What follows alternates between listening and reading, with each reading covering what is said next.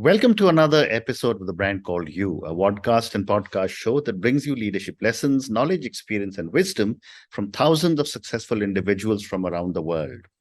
I'm your host, Ashutosh Garg, and today I'm delighted and privileged to welcome a very, very senior professional, a leader from the luxury business from Saudi Arabia, Dagmar Symes. Dagmar, welcome to the show. Thank you very much for this great opportunity to give you some insights. Thank you. Thank you. Dagmar is the general manager of Hill Robinson Project Management in Saudi Arabia. She's amongst the top 10 pioneering women in business in 2022. She's amongst the top 10 most empowering businesswomen leading through the change in 2022. She's the first female general manager of a flagship hotel, Intercontinental Phoenicia in Beirut, since its inception in 1962. She's been recognized, felicitated, and awarded several times. She's also a lecturer, a keynote speaker, a coach, and a mentor with a focus on female empowerment. My goodness, Dagmar, such amazing achievements. I don't know how much we can cover today, but we'll talk about your journey and Hill Robinson and maybe schedule another call with you sometime. Beautiful. I'm sometimes amazed myself, but anything is possible if you put your mind to it. Absolutely. But let me start by asking you, tell me about your own amazing journey in the hospitality business to luxury retail to your work in Saudi Arabia.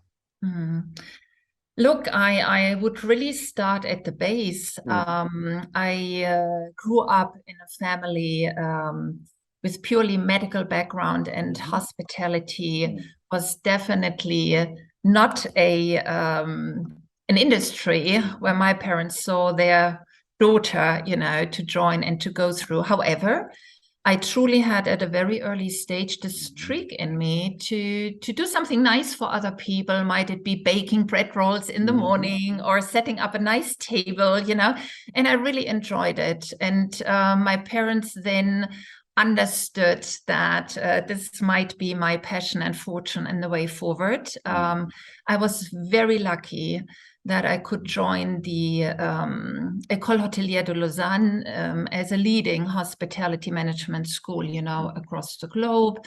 That certainly gave me a huge solid package to enter hospitality. And then being maybe also from a family background where work was always in a value. Then you had to work for what you had. I took it very fast in climbing up the ladder. I wanted to see what the hospitality had to offer, and I was keen to go wherever you would send me, just to do it and to get the feeling for the business. So I'm a classical one that grew up the ladder as I moved ahead. And I was very fortunate to be at a very early stage at 28 for the first time assigned GM. And I loved what I did. Now, knowing that, you have a private life as well. So I got married.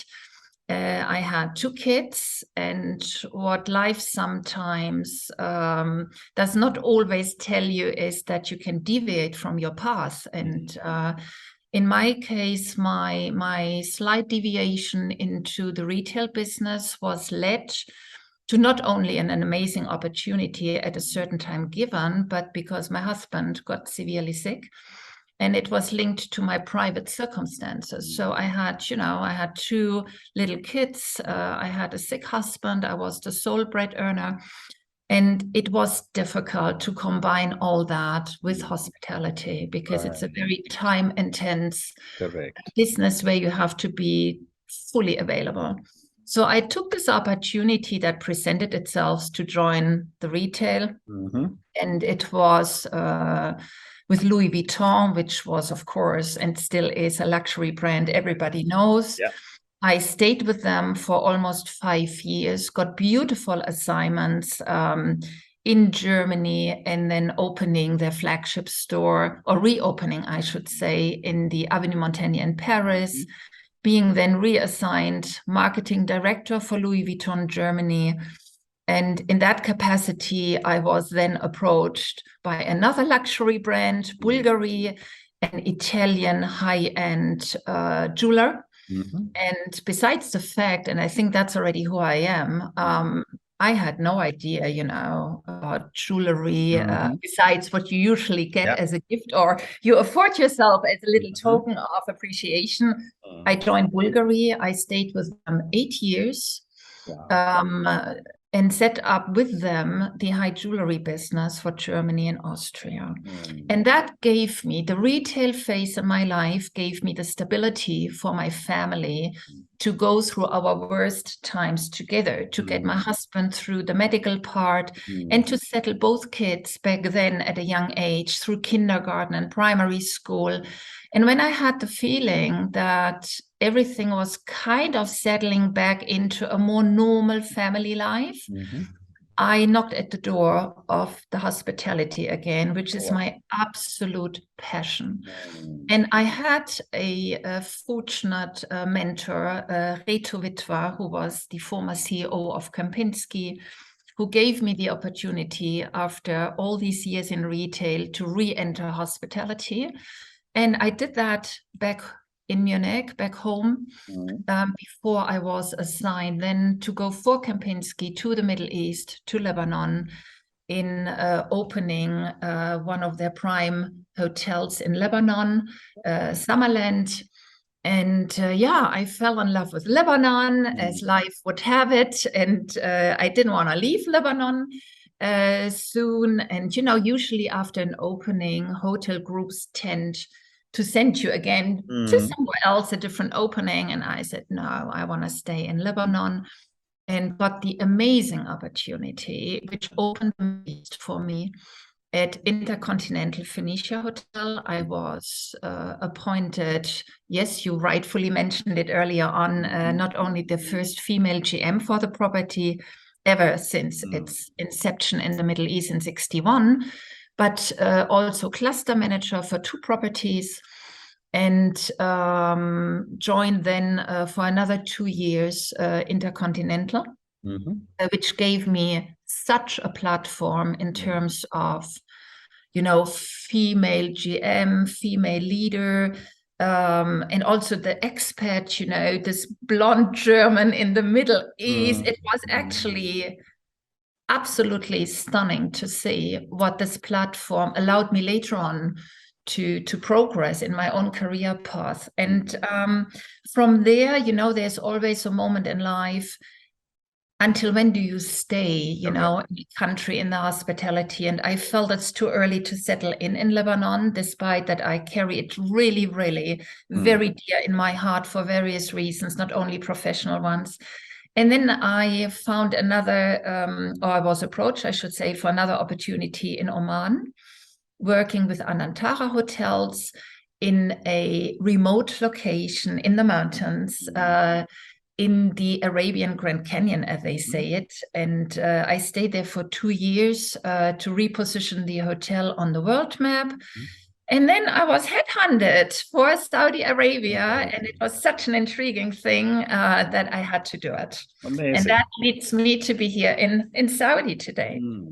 And, and we'll talk a little bit more, but Saudi Arabia is now opening up. But when you went, Saudi Arabia was still not that open to women and women leaders. What took you to Saudi Arabia? I think it was honestly a very intriguing opportunity. I'm working in a very, I should say, in a little confidential bubble, but overall for Hill Robinson. And when I was approached for this opportunity, I understood only at a very, very late stage of all my interview process that it, first of all, would lead to Saudi Arabia, and that would lead to opening a new business wing for the company. Noting that Hill Robinson is a yacht management company, and is one of the leaders in the yachting industry over the past 20 years. And because they do that very well, clients started entrusting the company with different assets. Okay. So there was a new business wing developing surrounding private aviation and helicopters. And the latest addition was private estates. Okay. So private homes owned by families. And because Hill Robinson is a maritime company and their key expertise does not lie in hospitality services, they brought now hospitality specialists on board to implement the company in the kingdom and to drive the company into the first, acquisitions and building. It's a true startup. And I thought being considered for that opportunity on its own was amazing. And then more importantly, you rightfully said KSA is opening up and the female workforce is just starting actually to take the leap.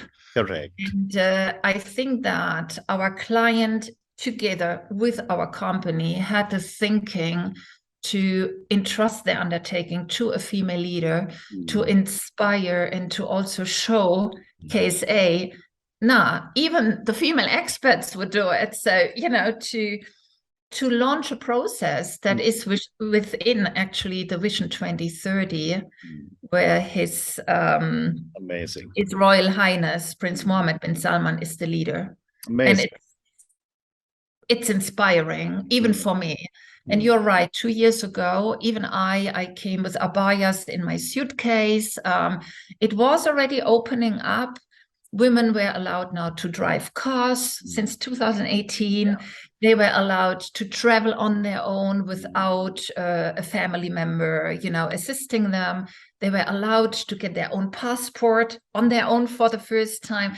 And what we feel is so basic. It started here, and it's a very fast-paced development, and I'm so grateful for witnessing it, really, from a public seat in the kingdom. And you're right in the middle of some dramatic changes happening in such a powerful economy like Saudi Arabia. But Dagmar, now you are now in the management of luxury estates. How is managing a luxury estate with a few residents different from managing a luxury hotel with maybe 1,000 guests?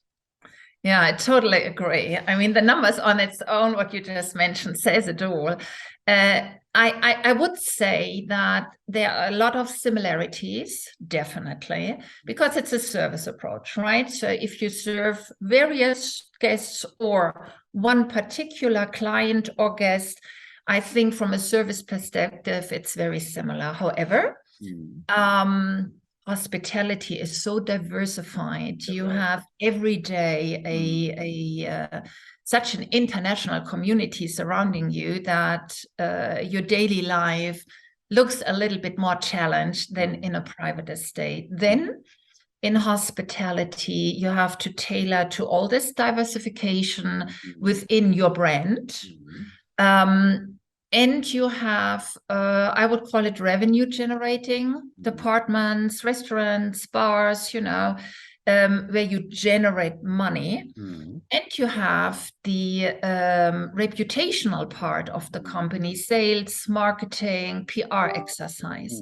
Now, all this is not existent in the private estate. I think the private estate is a very tailored approach to one particular family. So at times it might be viewed as less creative, which, by the way, it's not. If you have some ideas and you present them properly, the client is very much inclined to take it on board. But you tailor all your services surrounding a family. That also leads that you tailor your service like at home. No matter how wealthy people are, it's their home, and they also have very normal behavior patterns like us, right? The normal public.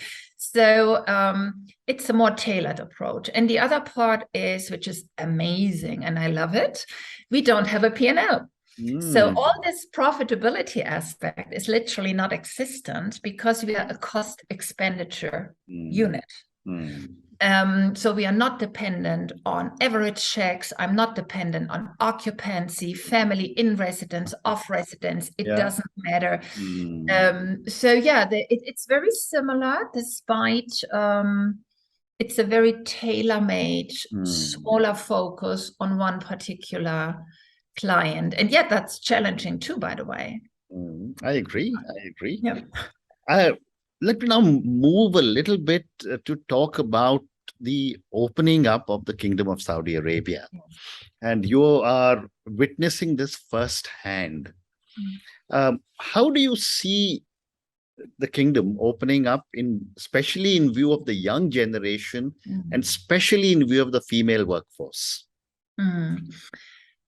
It's an amazing time. I am really, really grateful, and I mean it full-heartedly, to be witnessing on such a dimension the change of not only a generation, of literally generations, current ones and those to come, in the Middle East. I think it's fair maybe to say that this was all launched under the umbrella of what they call the Vision 2030. Correct. And this vision is proclaimed by the Crown Prince, His Royal Highness Prince Mohammed bin Salman bin Abdulaziz. This young gentleman is inspiring the young generation in such a way that the youngsters want to be part of it and have developed a very healthy ambition to show that it's possible and to support this vision. Now, the vision itself, if I may quickly, before I answer the generation question, the vision itself consists of various pillars. And one of the pillars is the status of KSA becoming the heart of the Arabic world. It's the Holy Land. It has the two main mosques, the Grand Mosque in Mecca, by the way, and the Prophet's Mosque in Medina. And it is the Holy Land. The second pillar would be the true determination of the country to become a global investment powerhouse beyond the Middle East, so literally globally in the world. And the other pillar is this unique strategic location, connecting three continents, Asia, Europe, and Africa, as a business hub. So these are the main pillars that are driving the transformation of becoming, by the way, also a tolerant country in a world sense of tolerance. Now, it is a very, very ambitious vision. Correct. Especially if you look in how fast this transformation is happening, and you cannot go too fast because you have to get all social communities on board, right? But it is amazing to see. Now, having said this, KSA is one of the youngest populations in the world. Wow. So you have 37% of its population is below 15. Wow. If you go to the next level, 25 years, you have 51% of the population. And if you take it below 30, 2/3 of the country's population are youngsters. Incredible. So to guide the youth, to guide the new generation into the new future on a more global, worldwide platform is a beautiful undertaking, a huge responsibility, but a beautiful undertaking. Right. Very, very interesting.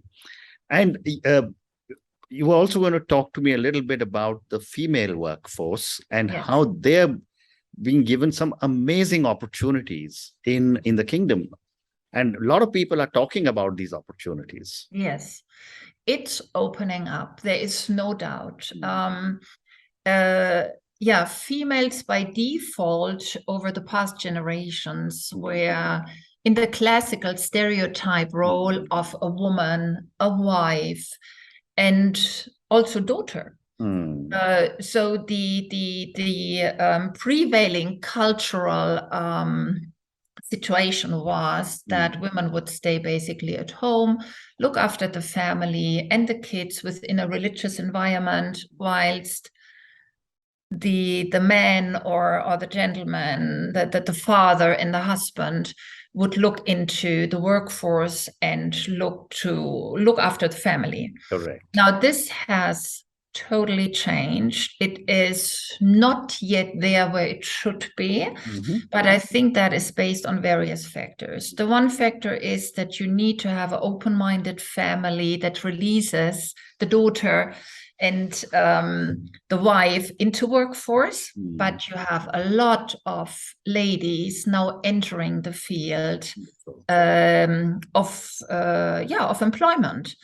And hospitality, of course, which is my major still, is there a little bit more complicated because hospitality is not yet viewed in the kingdom as socially acceptable. Correct. Also for the female workforce. So they would enter the hospitality more in HR, in admin functions, in finance and sales and marketing, maybe guest relation front office, but not really in the true operation working on the floor.